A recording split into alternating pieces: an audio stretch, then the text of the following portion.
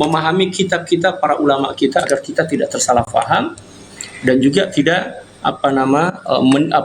tersalah faham dan juga tidak membawa kecelaruan di dalam berfikir. Paham tak para jamaah sekalian? Jamaah TikTok paham tak? Jadi stop kita mengatakan yang zuhud itu kena susah. Makanan kena makanan sisa baki je. Minuman air kosong je. Itu zuhud. Itu bukan zuhud, itu kedekut nama dia. Kalau dia mampu, kenapa dia tak buat? Kenapa dia tak makan yang sedap-sedap? Itu kedekut nama dia atas nama zuhud. Nah, kalau kita nak tengok konsep zuhud yang seimbang dan kukuh, tengoklah penampilan Sayyidil Imam Abul Hasan Asy-Syadzili radhiyallahu taala, seorang yang zuhud luar biasa. Tengok rumah beliau, sebab beliau memang mampu kan? Rumah beliau tu macam istana, besar dan mewah. Pengawal beliau tu macam bodyguard lah, istilah kita bodyguard silakan. Dalam 7 ke 8 orang. Lalu kemudian kendaraan beliau tu kalau kita nak bandingkan zaman sekarang macam Ferrari lah. Ya, pakai kuda Turki yang besar itu. Lalu kemudian ada kereta dia. Pelan aja. Kereta dia, kuda besar. Lalu kemudian pengawal beliau tu macam pengawal bodyguard, kalau dalam bahasa Indonesia dipanggil pas pampres, pasukan khas pengawal presiden, bodyguard yang besar-besar. Tapi bukan, kalau beliau bukan yang sadu-sadu. Maksudnya menunjukkan bahwa beliau adalah orang yang kaya raya. Dan beliau adalah orang yang zuhud. Semakin kaya seseorang dan semakin mampu tidak meletakkan kekayaan itu dalam hatinya, maka semakin sempurna juga lah sifat zuhud. Macam itulah. Rumah yang besar itu digunakan pakai untuk bermajlis. Kita pula rumah je besar, tapi kosong je, sarang hantu. Cobalah kita pakai untuk pengajian, panggil anak-anak yatim, budak-budak tahfiz, kan? Dia bermaulid kat situ, berqasidah, berdaurah, baru mantap. Ini rumah je besar. Tiap hari dibersihkan, dipercantik, tapi yang duduk kat situ hantu je sebab tak digunakan pakai untuk bermajlis dan lain sebagainya. Rumah biar besar, mewah, mahal. Untuk apa? Untuk kebaikan. Nah, jemputlah ulama-ulama kita, bukan saya, ulama-ulama lah. Para jamaah sekalian buat pengajian kat situ, daurah kitab hikam Sayyidil Imam Ibnu Athaillah Sakandari, baru mantap. Ini pula rumah untuk tidur je. Nak buat apa? Nah, jadi ini bukan tengah bercerita ataupun membahas tentang konsep zuhud, tetapi tengah bercerita tentang meraihkan insaniyah, meraihkan prinsip-prinsip kemanusiaan, ya, bertolak ansur ataupun sini panggil memiliki sensitivity lah istilah kita, ataupun ada empati kepada persekitaran. Itu yang ingin disampaikan oleh baginda Rasulullah SAW melalui hadis ini. Nah, inilah baginda Nabi SAW dalam rumahnya lebih malu dari saya perempuan. Beliau tidak meminta pada mereka itu, iaitu keluarganya, makanan dan tidak menyatakan keinginannya kepada mereka. Kalau mereka itu memberikan makanan kepadanya, beliau makan, dan apa yang diberi mereka beliau terima, dan minuman apa yang diberikan mereka beliau minum. Kadang-kadang beliau bangun mengambil sendiri dan apa yang akan dimakannya atau yang akan Naam, itulah akhlak baginda sallallahu alaihi wasallam. Tak pernah menjadi bos di rumah sendiri. Kita pula, ya Allah, kalau boleh semua benda orang kena layan untuk kita. Baginda sallallahu alaihi wasallam tak macam itu. Baju basuh sendiri terkadang. Dan makanan pun baginda sallallahu alaihi wasallam tak pernah minta, "Oh, saya nak order nasi goreng kampung boleh?" Macam tu kan. Masuk rumah tak pernah cakap, "Ada makanan tak?" Apa yang ada, apa yang disiapkan oleh istri-istri baginda sallallahu alaihi wasallam, baginda makan tanpa bertanya makanan apa ni. Kenapa rasa dia macam ni? Ya kan? Kenapa tak sedap? Kenapa tak sejuk? Ya, tak ada. Misal lah, dibuatkan kopi, tak pernah cakap ada teh tak? Apapun yang diberikan oleh istri-istri baginda, demikian juga oleh para sahabat kepada baginda ketika menjamu baginda untuk makan, semuanya sedap. Sebab apa? Baginda SAW makan itu bukan dengan nafsu, tapi dengan cinta kepada Allah, rasa cinta kepada Allah.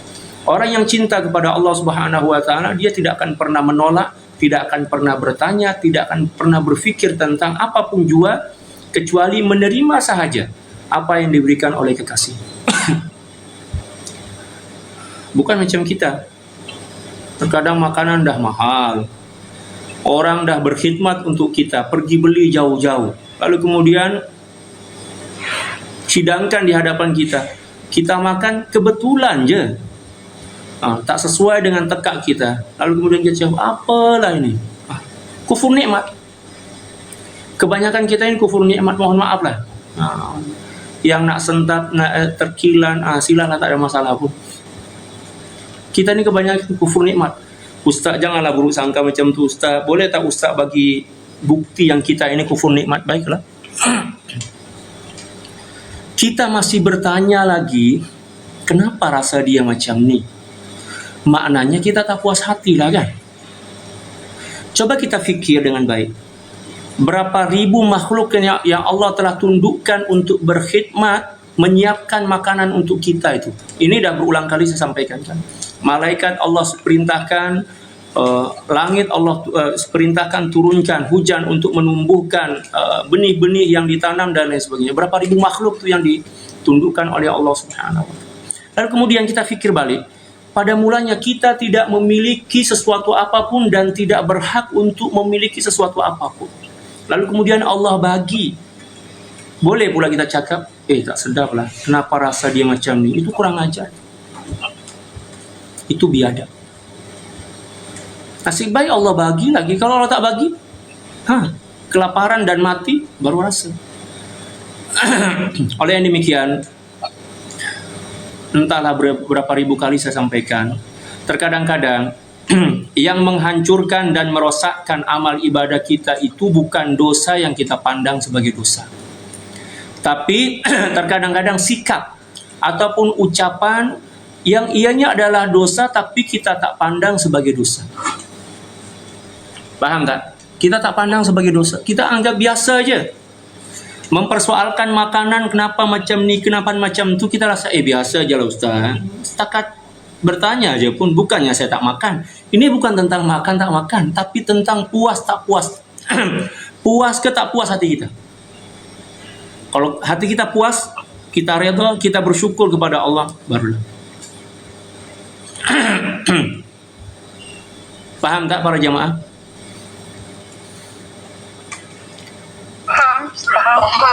Allah dah bagi baju je, baju dah cantik-cantik. Kenapa lah macam ni? Aduh, tak cantik, tak lawak lah macam kawan saya punya. Nasib baik Allah bagi. Kalau Allah biarkan macam kambing tak guna baju, macam mana? Kan?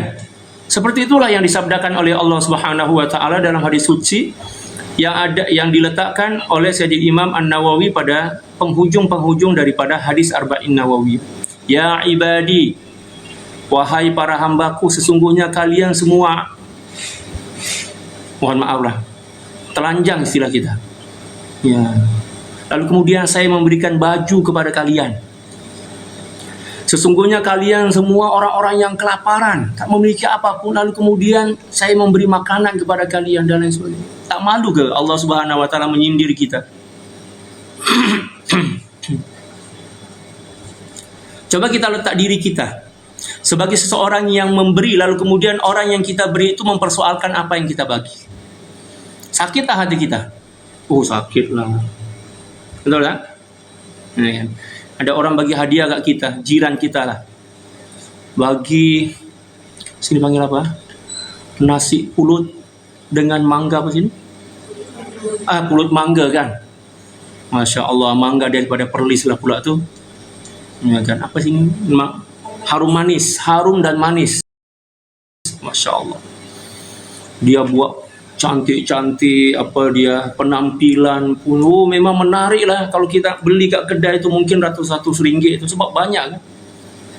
Bila mana kita makan, apa rasa dia macam ni ya?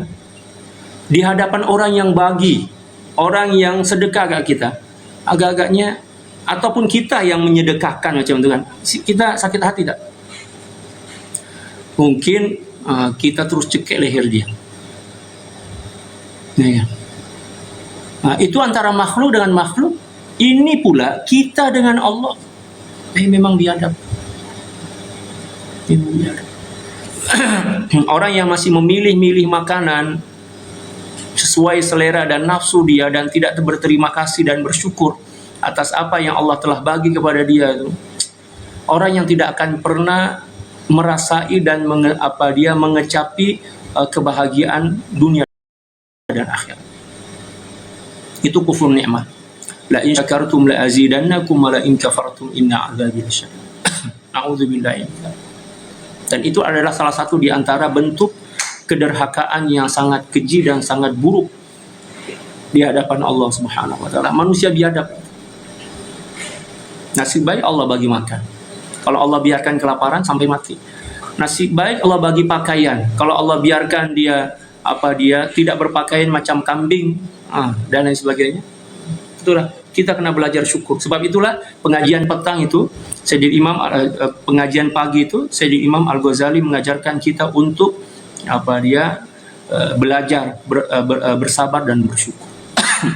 Nah, penjelasan adab kesopanan dan akhlak baginda Nabi SAW mengenai pakaian adalah baginda Nabi SAW memakai pakaian yang diperolehinya, kain sarung atau kain selendang, iaitu kain untuk badan atau baju kemeja kamis atau baju jubah atau yang lain. Yang menakjubkan hatinya, yang lebih menyukainya ialah kain hijau. Naam. Tapi sebenar ungkapan oleh Sayyidina Imam Al-Ghazali ini ala sabilil aglabiyah. Ya, jadi sebenar kalau dari sudut pandang tasawuf, Baginda Sallallahu Alaihi Wasallam ataupun seorang hamba Rabbani atau apalagi Nabi seperingkat Baginda Sallallahu Alaihi Wasallam, dia tidak akan membeza-bezakan pakaian jenis mana satu, makanan jenis mana satu, semuanya sama aja. Sebab yang dipandang adalah siapa yang memberi, bukan barang yang diberi. Paham tak? Dan ini adalah salah satu di antara tanda kesempurnaan kerohanian seseorang. Apatah lagi Baginda Sallallahu Alaihi Wasallam.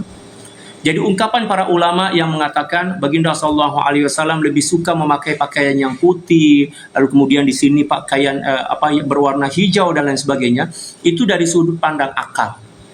Boleh tak? Dari sudut pandang akal. Ataupun dari sudut pandang aglabiah, ada kebiasaan Baginda Sallallahu Alaihi Wasallam memakainya. Tapi dalam pandangan tasawuf, cara memandang seperti itu tidak memartabatkan ataupun seolah-olah merendahkan kedudukan Baginda Rasulullah sallallahu alaihi wasallam yang diserupakan seperti orang awam yang masih memilah dan memilih apa yang dia nak pakai. Masih ada keinginan untuk cenderung kepada salah satu di antara apa yang diberikan oleh Allah. Paham tak? Ya, faham Ustaz.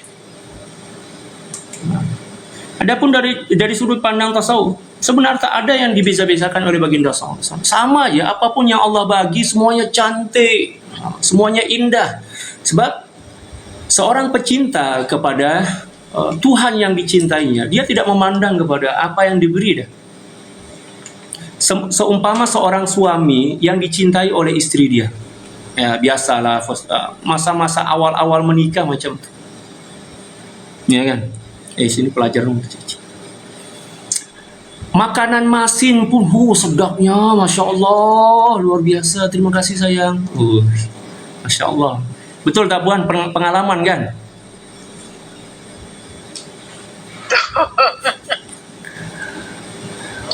Pasangan kita tak mandi sehari pun, Masya Allah wanginya, Masya Allah. Tipu lagi, ya kan? Wanginya tipu lagi. Masih ada cinta? Lampau tu Ustaz. Hah? Melampau ah? Adalah Ada orang yang macam tu ada. Berangan. Sedang berangan kan? Sampai ke tahap tu. Sampai. Sampai ada yang lebih lagi tau. Ada yang lebih. Baca je buku-buku. Ada saya baca buku. Tak ada makanan pun balik kerja. Sayang, ada makanan tak? Mungkin isteri dia ketiduran siapa? Mohon maaf saya tak ada. Alhamdulillah. Maknanya kita mencontohi akhlak baginda sallallahu alaihi wasallam. Zuhud, masya-Allah. Itu Ustaz. First time. Mula-mula kahwin macam tu. 1-2 bulan orang Arab Mesir cakap syahrul asal. Bulan madu lah. Syahrul asal. Tunggu 4 bulan kemudian atau tak perlu lama-lama lah. 3 purnama sahaja. 3 bulan tengoklah. Mula dah nampak perangai yang sebenar. Syahrul asal telah berubah menjadi syahrul basal. Bulan bawang. Yang tadi kan bulan madu kan. Kata orang Arab Mesir lah. Kata orang Arab Mesir, Yabni, kata orang Arab, nasihat bagi anak-anak mereka yang baru menikah. Salasa syuhur al-ula yani syahrul asal. Wa ba'diha yani syahrul basal insyaallah. 3 bulan first tu, ya, permulaan 3 bulan itu, anakku, semuanya mesti akan indah je bulan madu. Tapi kena ingat selepas 3 bulan itu adalah bulan air mata. Yang disimbolkan dengan apa? Syahrul basal. Ya, syahrul basal maknanya bulan bawang lah. Kalau kita kopek bawang itu kan mata kita, ya, menangis lah kan. Adapun baginda sallallahu alaihi wasallam tak ada syahrul basal. Semua syahrul asal sepanjang hayat baginda sallallahu alaihi wasallam. Baginda sallallahu alaihi wasallam diuji cintanya diuji oleh Allah Subhanahu wa taala. Baginda sallallahu alaihi wasallam tetap memandang semuanya adalah asal. Semuanya adalah madu, bukan bermadu, madu semua. Manis, indah.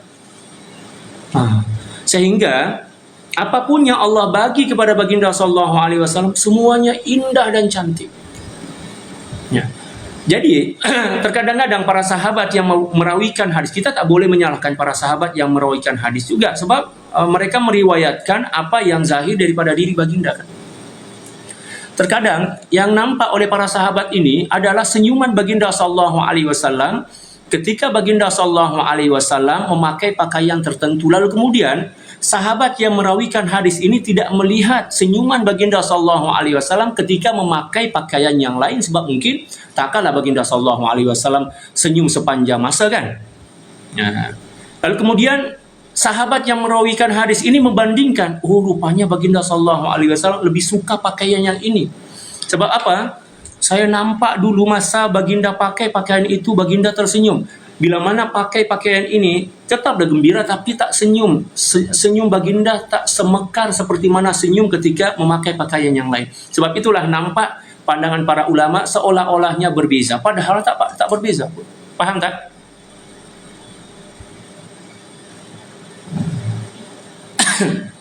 Semuanya indah. Jamaah TikTok faham ke?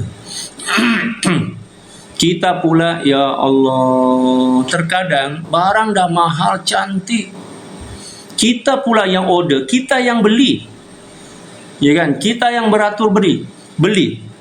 Bila mana baju ataupun pakaian dah ada di hadapan kita, Allah,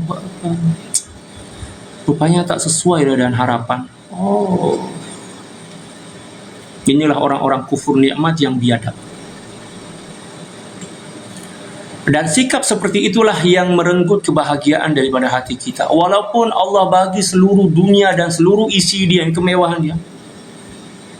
Kata para ulama, kata Sayyidina Imam Abdullah Al-Haddad dalam hikam beliau itu kan, kata beliau, seseorang yang tak, bergetar saya ingat balik pengajian beliau, hikmah beliau itu, seseorang yang tidak mampu menunaikan ataupun tidak mampu bersyukur dengan nikmat yang sikit, tidak akan pernah mampu selama-lamanya untuk bersyukur dengan nikmat yang lebih banyak dibandingkan itu.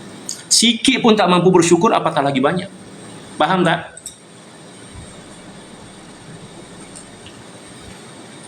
Tapi itulah nafsu yang menguasai diri kita. Allah. Oleh yang demikian, terkadang-kadang Allah Subhanahu wa taala dengan cintanya tidak membiarkan kita untuk menerima nikmat yang lebih banyak. Sebab Allah tahu kelemahan kita. Bila mana Allah tambah lagi nikmat yang banyak, maka semakin banyak jugalah hutang kesyukuran kita kepada Allah. Dan hutang kesyukuran yang tidak dibayarkan akan membawa kepada kebinasaan dan kehancuran. La in syakartum la azidannakum wa la in kafartum inna adzabi lasyadid. Paham tak? Paham ke para jamaah? Allah. Naam. Dan kebanyakan pakai Apa dia? Bagaimana kita nak betul melepaskan kesyukuran kita tu, Ustaz, supaya nampak kita tidak derhaka kepada Allah. Macam mana, Ustaz? Itu soalan yang takkan pernah mampu kita jawab dengan apa dia, dengan amalan kita ataupun dengan kerohanian kita. Hanya mampu kita ucapkan saja. Kita tidak akan pernah mampu untuk melakukan perkara itu. Tapi kita kena berusaha. Salah satu di antara caranya adalah kembali kepada zikir sebenarnya. Hanya zikir yang boleh menghancurkan dan juga membakar seluruh kecenderungan hati kita kepada makhluk. Dulu mula-mula ditarbiyah oleh Maulana Syekh Yusuf Al-Hasani radhiyallahu taala. Apapun masalah yang disampaikan kepada beliau, siapapun yang menyampaikannya, jawaban beliau senantiasa sama aja. Sampailah pada suatu masa saya berpikir, hanya setakat itu ke solusi daripada seluruh masalah? Sebab jawaban beliau sama. Ada seorang ahbab datang, murid datang, Sidi Syekh, ya, suami saya sekian. Kata beliau, hati kamu lalai. Kembalilah kepada Tuhanmu, banyak-banyakkan berzikir. Kita dengar tuh, macam tak logik lah. Ini suami istri bergaduh, kenapa pula apa kena mengena dengan zikir? Betul tak? Ada seorang pula sakit. Dia ceritalah tentang penyakit dia. Penyakit saya macam ni, saya dah jumpa dengan dokter ini, tak, dah makan obat ini, itu dan lain sebagainya. Tapi kamu jauh daripada Allah. Kamu senantiasa lalai. Banyakkan zikir. Ringkasnya, yang seorang pula sakit hati sebab tunang dia kawin dengan orang lain. Luar biasa sakitnya. Sakit yang pernah merasailah. Datang Sidi Syekh, tak sangka pula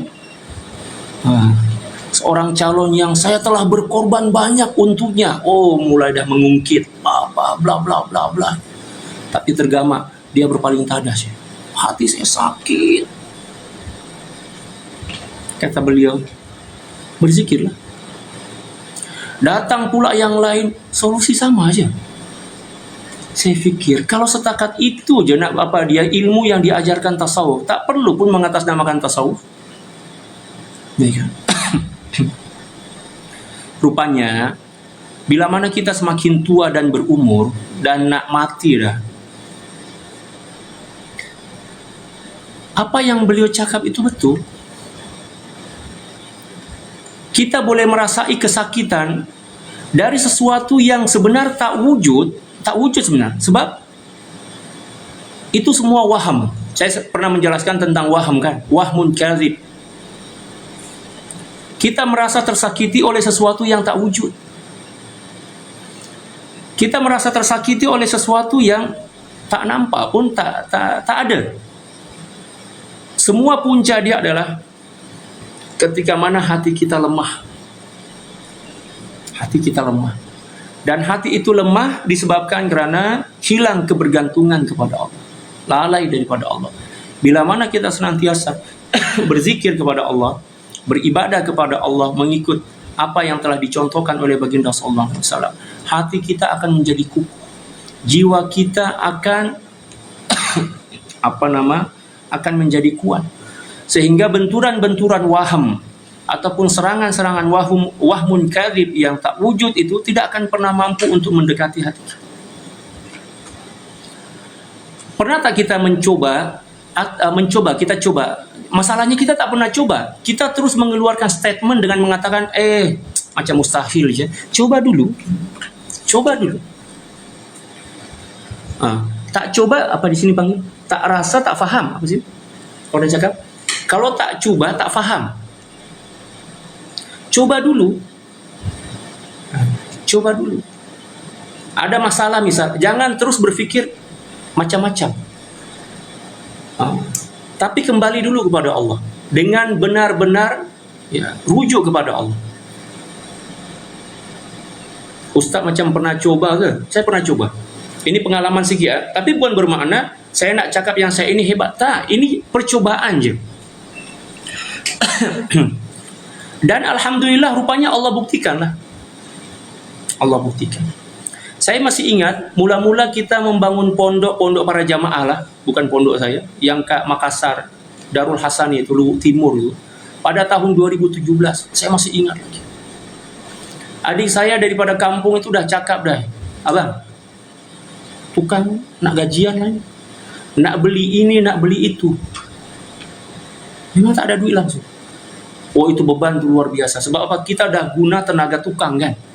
Kita akan rasa malu lah. Seolah-olah kita tidak bertanggung jawab. Memang masa itu memang saya tak boleh tidur. Saya masih ingat lagi. Dan saya pernah bercerita pengalaman ini kepada seorang datuk lah, jamaah kita. Tapi tak perlu sebut nama. Beliau masih hidup lagi dan moga-moga panjang umur. Dan datuk itu pun tak percaya apa yang saya sampaikan. Ketika itu mungkin tak percayalah sebab beliau cakap biar betul Ustaz, betul kan? Dia cakap betul, saya buktikan. Tapi beliau seolah-olah bukan menganggap saya bohong, tapi sebab tak pernah cuba kan. Saya dah stres dah ketika itu. Sebab adik saya pun tak sabar, dia pun rasa malu kan, risau juga. Tukang ramai, nak gajian tak ada duit, nak beli bahan ini. Lalu kemudian hari itu kita pernah berhutang kepada kedai, nak ambil barang-barang, simen dan lain sebagainya. Nasib baik tuan punya kedai itu adalah ayah kepada salah seorang daripada pelajar kita. Saya tak perlu sebut. Masya Allah, beliau pun orang yang baik dan pemurah. Dia cakap, tuan guru kalau nak ambil barang-barang, ambil je. Nanti ada duit baru bayar. Kita ambil banyak sangat, banyak hutang. Adik saya ini dah mulai naik hantu jugalah, ya kan? Saya cakap sabarlah, sabar. Solusi dia bukan sabar, duit. Tak cukup dengan sabar. Sekarang ini tak perlu sabar, duit yang saya perlukan duit. Ya Allah, saya pun rasa. Lalu kemudian, mohon maaf, ini bukan pengalaman, tapi boleh juga kalau nak coba, boleh je. Masa saya duduk kat Kajang, saya pernah duduk hentian Kajang. Dalam bilik saya, dalam rumah yang saya sewa itu, saya siapkan satu tempat. Ini boleh para jamaah contoh lah. Satu bilik khas itu, bilik tengah itu memang untuk bersuluk. Ada masa kosong, ada masa free, saya akan masuk suluk. Memang saya siapkan. Bilik itu tak ada aircon. Tapi dia tak panas sebab keluar masuk angin tu. Ventilasi dalam bahasa Indonesia. Tempat keluar masuk angin tu memang walaupun tak ada aircon memang sejuk. Saya pilih tempat itu. Situ saya senantiasa suluk. Dan saya ada tasbih 1000. Saya dah tak mampu dah melawan tekanan tu. Tukang dan juga kedai barang-barang bangunan. Sebab banyak sangat dah kita berhutang dan memang beliau tak ada masalah pun, tapi kita sebagai orang yang memiliki perasaan, ya kan, normal, kita pun kesianlah sebab dia beli barang itu nak untung juga, nak agar pusingan duit itu segeralah kan. Sebab daripada pusingan duit itulah dia memperoleh keuntungan. Saya pun tak boleh. Saya tak terus bagi tahu kepada jamaah kita yang selalu bagi sumbangan, saya tak nak. Nah, inilah saya cakap, inilah peluang saya nak mencabar diri. Konon lah macam tu kan.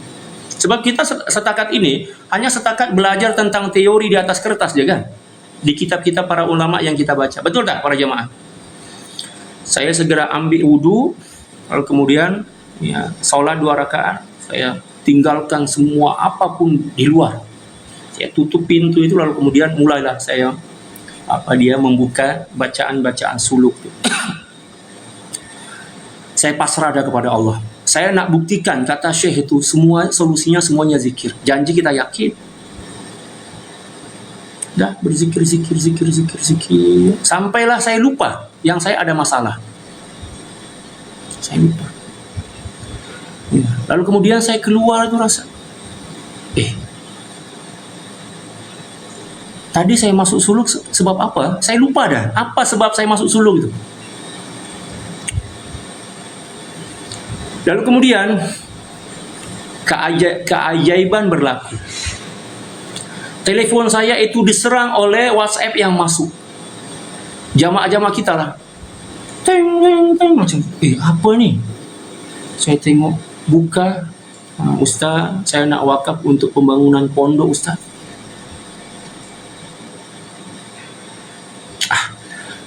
Saya fikir mungkin saya mimpi ni. Masuk lagi, Ustaz, saya dah bank in, Ustaz, saya dah transfer untuk pembangunan pondok. Saya tak percaya lagi. Sebab kita siapa kan? Kalau wali mungkin okey lah, biasa. Kita orang awam. Ya Allah. Ketika itu saya rasa malu. Malu sangat. Sebab apa? Allah bagi semua segala apa yang kita perlukan tanpa meminta. Saya tak pernah minta. Lepas tu saya pergi ambil duit itu, lalu kemudian saya hantarlah. Adik saya terkejut. Ada je duit. Saya cakap memanglah. Bila saya cakap tak ada duit? Nah, saya suruh bersabar je kan. Ada je duit. Dan memang ada duit walaupun berapa ringgit kan masa itu kan. Saya hantar. Kata adik saya, kalau setiap bulan macam ni nak bangun pondok ni tak perlu tunggu 1 tahun. 6 bulan pun akan siap sempurna. Saya cakap, tak tahu macam mana susahnya cari duit kau dah. Macam itulah sambil bergurau. Di situ saya semakin yakin dengan janji Allah Subhanahu wa taala dalam Al-Qur'an, in tansurullaha yansurkum wa yutsabbit aqdamakum. Kalau kamu menolong agama Allah Subhanahu wa taala, maka Allah akan menolong, mesti akan menolong kamu. Jawabul amr. Kalau kita belajar ilmu nahwu itu. Saya barulah saya faham nasihat daripada Maulana Syekh Yusuf tadi, bahwa segala sesuatu solusinya adalah kembali kepada Allah dengan zikir. Tapi terkadang-kadang kita dah buat tapi cara yang tak betul. Sebab itulah perlu adanya latihan suluk. Barulah kita faham apa yang menjadi asbab kita buka latihan suluk. Faham tak para jemaah sekalian? Ustaz, tidak. Terkadang kita cakap, Ustaz saya dah buat dah Ustaz. 5 kali saya buat Ustaz, ada masalah saya masuk suluk berzikir tapi tak ada apa-apa kesan pun. Maknanya mungkin ada cara yang tak betul ataupun tujuan yang tak betul. Sebab itulah perlu ada latihan. Naam. Kenapa? Tadi ada soalan ke? Kena usaha sekali Ustaz kan? Apa dia? Suluk. Kita berzikir dan suluk dan mana ada usaha jugalah. Itu usaha tu. Itu usaha ketika mana kita tak mampu usaha yang lain dah. Tapi jangan bergantung kepada usaha yang bersifat kasbi. Zahir tu. Usaha yang terbaik adalah terus berhubung dengan Allah. Ya, walaupun kita juga tetap berusaha berhubung dengan manusia. Tapi jangan bergantung dengan usaha yang berhubung dengan manusia. Sebab manusia itu semuanya bayang-bayang. Paham tak? Nah, cobalah. Coba dan coba. Kalau tak berjaya juga, jangan salahkan suluk tu. Salahkan diri kita, maknanya ada yang tak betul. cara kita tak betul. Sebab itulah kena masuk latihan suluk. Ada Ukhti Akmar. Alhamdulillah cadangan beliau bersuluk itu, latihan suluk. Alhamdulillah kita akan buat. Berapa hari bulan? 5 sampai 7 hari bulan. 5, 6, 7. Jadi para jamaah yang masih suka sakit hati, mudah sakit hati oleh siapapun, oleh apapun, ya kan? Sakit hati sebab istri ke, sebab suami ke, adik beradik ke, sebab mantan ke, dan lain sebagainya. Husna kenapa sengih-sengih? Masuklah latihan suluk. Kita akan belajar sama-sama macam mana untuk memati rasakan jiwa kita daripada makhluk Allah. Apa Ustaz, nama nak kuat lagi istilah? pergi Bogor, Ustaz. Apa dia? Kalau nak kuat lagi pergi Bogor. Bogor dah tutup dah, tak terima dah. Dah habis. Pusingan kedua. Pusingan kedua insya-Allah kita naik ke Gunung Rinjani, Lombok. Macam tu, kita kena ada latihan, banyakkan latihan. Ilmu ini dah berapa kitab dah kita khatamkan? Berapa kitab dah kita khatamkan? Asyik belajar je silat, jangan tak pernah beradu, tak pernah bertanding. Yang kena bertanding lah baru merasa sakit tu. Bila mana dah kena tumbuk berulang-ulang kali kelima kan tumbuk lagi, kuat lagi. Macam ini tak pernah. Baru kena tumbuk sikit, sakit ni sebab tak pernah berlatih.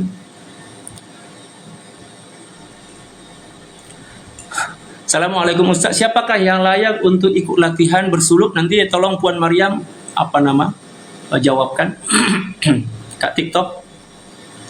Yang layak adalah ada syarat-syarat dia. Ada syarat-syarat dia. Nanti Puan Mariam sebutkan. Ada ke Puan Mariam? Ada kan? Macam tu. Perlu berlatih. Sekarang ini kita kena banyakkan latihan. Kita nak bertanding ni. Orang yang nak bertanding, ikut pertandingan, seminggu sebulan sebelum pertandingan itu memang dia takkan banyak tipu. Dia kena berlatih nak menjadi pemenang. Betul kan? Kekurangan kita ini kurang berlatih je. Orang yang nak menerbangkan pesawat tempur tu, berlatih setiap masa tau.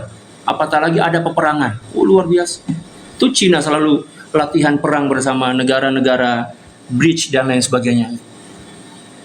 Sebab nak buat persediaan. Tiba masa, tiba akal memang hancur lah. Boleh tak para jemaah sekalian? Jadi ambillah peluang tu. Ambil peluang tu selagi mana. Apa dia? Yang Ustaz cakap yang zikir dalam rumah tu memang patut dipraktiskan. Saya pernah try Ustaz. Alhamdulillah. Apatah lagi yang mudah. Apatah lagi kita yang mudah sakit hati kan? Saya dengar Dr. Al-Jemaah cakap tu yang saya try tu. Memang dia menenangkan hati kita. Kalau saya tidak menenangkan hati saya, tapi memang membuat semua masalah lupa. Tak, tapi sebab saya punya masalah bukan harta ke bukan duit, lain. Iya, macam-macam masalah kita, betul. Kita kena cuba tu, kena cuba. Kalau tak berjaya, cuba lagi. Tak berjaya, cuba lagi. Tapi kalau cuba-cuba dah ribu-ribu kali tak berjaya, maknanya ada masalah lah. Itulah perlu bimbingan. Perlu tunjuk ajar daripada orang yang faham. Nanti kalau dah ketagih dengan suluk, takut-takut tak nak keluar daripada rumah dah. Tapi janganlah, kena seimbang juga. Ya, kalau dah merasai kelazatan bersuluk itu, luar biasa. Sebab itulah saya letakkan syarat nak belajar bersuluk ini dah lama mengaji bersama kita. Maknanya ilmu itu dah ada, dah basic ilmu. Sebab apa? Takut-takut nanti bila mana dia merasai kelazatan dalam bersuluk, dia tak nak masuk pengajian online kita. Dia cakap, Ustaz, saya dah rasa seronok Ustaz. Saya tutup semua pengajian-pengajian Ustaz. Semakin hancur lah. Kita kena coba latihan-latihan sampailah kita faham kunci-kunci suluk tu. Bila mana kita dah faham dah kunci-kunci suluk, bila-bila masa pun kita boleh bersuluk. Di tempat manapun kita boleh bersuluk, tak semestinya di tempat yang sunyi, di hadapan orang ramai pun kita bersuluk. Pergi ke mall sambil bayar sambil beli barang pun boleh bersuluk. Bila mana seseorang telah mengetahui kunci dan cara dia. Paham tak? Nah, itulah yang kita usahakan. Moga-mogalah Allah Subhanahu wa taala redai dan juga berkati latihan suluk kita. Dan insyaallah latihan suluk kita ini kita akan programkan, kita akan susun, ya entahlah nanti terpulang kepada para jamaah sekalian dan EJK kita susunkan setahun itu berapa kali. Kita perlu latihan. Bila mana kita ada latihan tuh, kita keluar balik, kita isi balik. Ya, ilmu kita, amalan kita, mujahadah kita, lalu kemudian kita masuk balik berlatih, keluar balik, isi lagi ilmu kita dan sebagainya. Nah, sampailah bila mana telah ditentukan masanya bersuluk yang sebenar. Ini kan latihan kan? Kita udah ada persediaan, udah berlatih tiap hari, udah bertanding dan lain sebagainya. Oke lah. Nah, macam tu insya Allah. Dan insya Allah malam nanti kita akan memulai daurah kita 40 hadis kita tentang keagungan baginda Rasulullah sallallahu alaihi wasallam berkenaan dengan hakikat Muhammadiyah dan juga hakikat Ahmadiyah. Jadi dua benda yang akan kita bincangkan. Yang pertama adalah tiga benda lah, akhlak zahir baginda sallallahu alaihi wasallam, demikian juga akhlak dan hakikat Muhammadiyah dan Ahmadiyah insyaallah.